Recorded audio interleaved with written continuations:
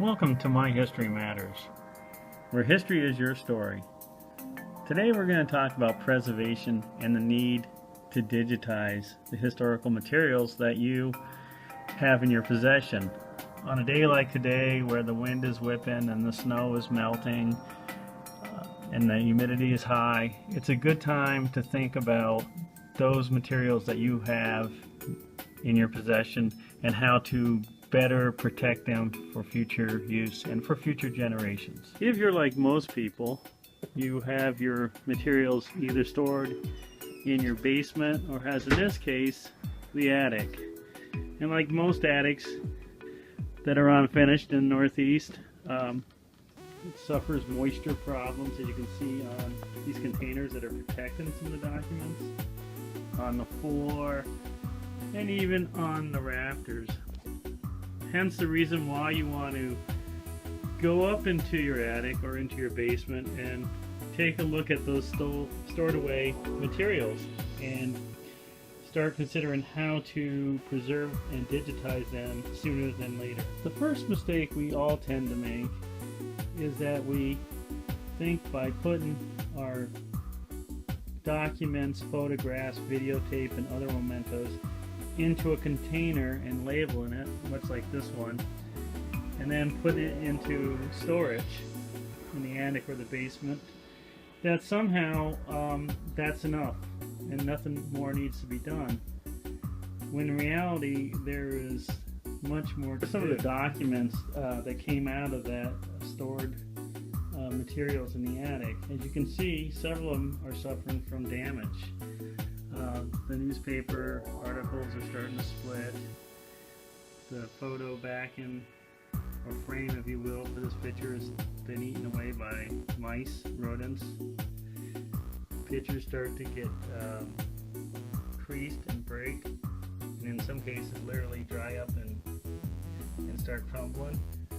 Much like this ledger book that originally went into the attic in very good shape and is starting to split in certain areas and rip. Or like these rolled up photos that are beautiful but are being damaged by being rolled up and will no longer look so good eventually if not reproduced or shared digitally.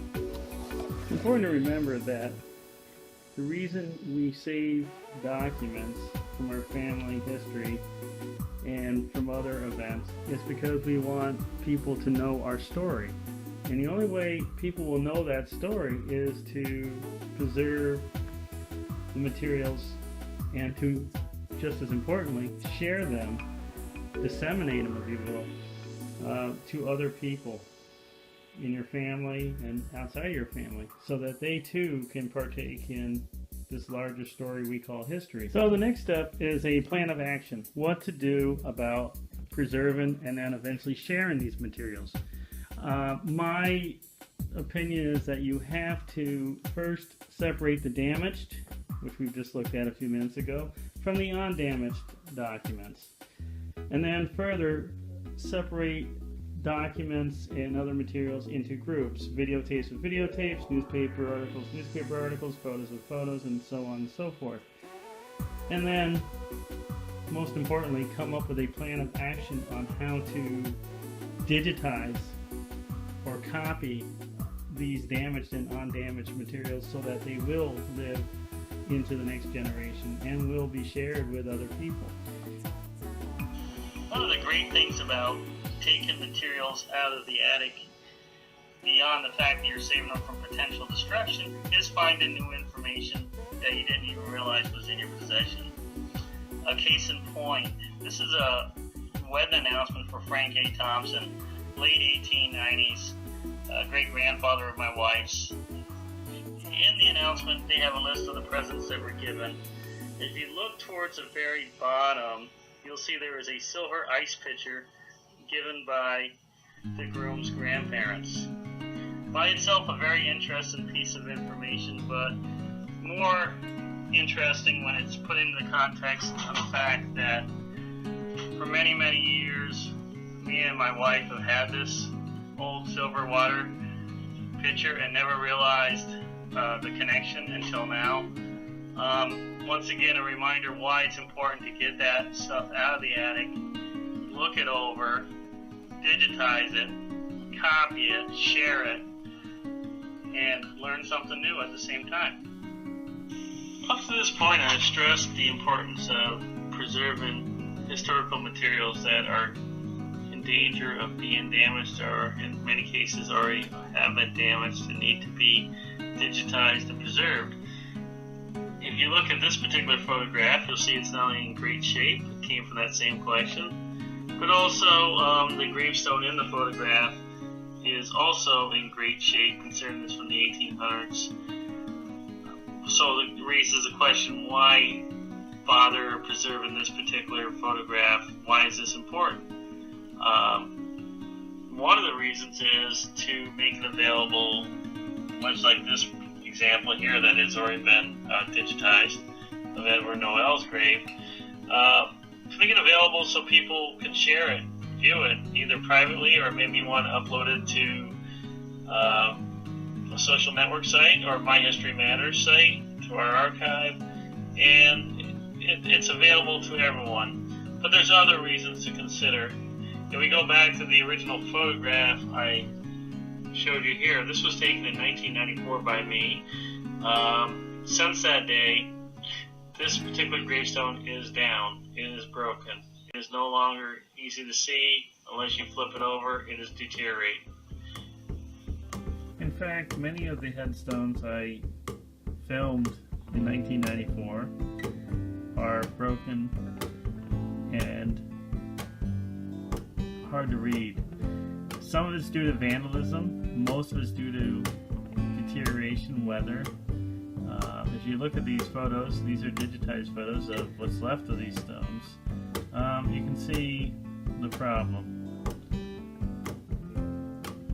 So the obvious emphasis here is, if you have photographs, especially older photographs of gravestones, whether it's your relatives or someone else, it's worth it to preserve those, even though they may be in good condition themselves, because there may not be a substitute available for other people or yourself even to read what was written on the gravestone and to see what it looked like before it deteriorated or was broken down.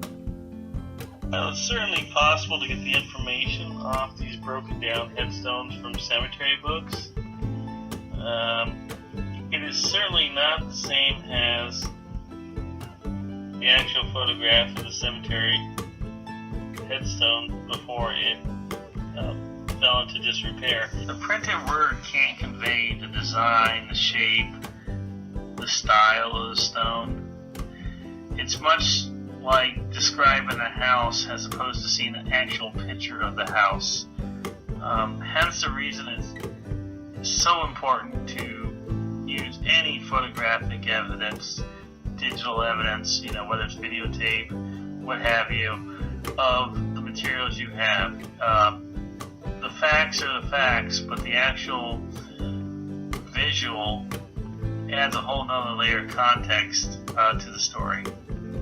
In conclusion, it's now time for you to consider getting into your attic or down into your basement or wherever you store your historical materials and taking responsibility for the preservation and conservation, if you will, and protection of those documents, those photographs, those videos.